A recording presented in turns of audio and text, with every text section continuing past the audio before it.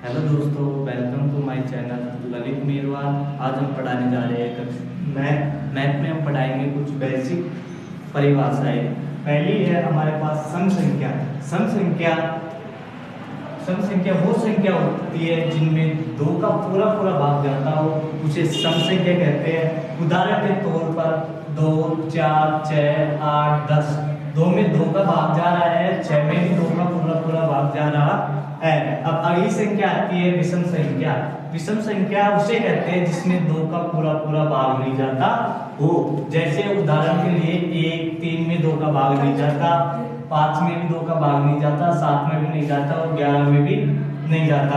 उन संख्या को कहते हैं विषम संख्या। अगली संख्या आती है प्राकृतिक संख्या। प्राकृतिक संख्या वो होती है जो 1 से शुरू होती है और अनंत तक जाती है, उसे प्राकृतिक संख्या कहते हैं। उदाहरण के तौर पर 1, 2, 3 से लेकर अनंत तक। अब अगली संख्या आती है पूर्ण संख्या।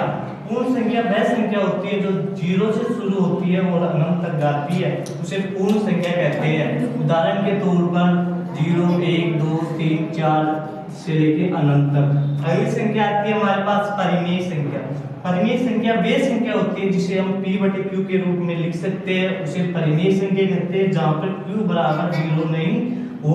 सभी गिनती वाली संख्याएं परिमेय संख्या होती है, जैसे 5/1। ये क्या है? परिमेय संख्या। यदि √2, ये क्या है? एक अपरिमेय संख्या है, ये परिमेय संख्या नहीं है। जैसे 2/3, ये परिमेय संख्या है। अगला आता है अपरिमेय संख्या।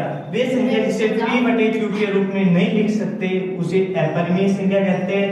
जैसे पाई, √2 और √3 और इत्यादि बहुत है।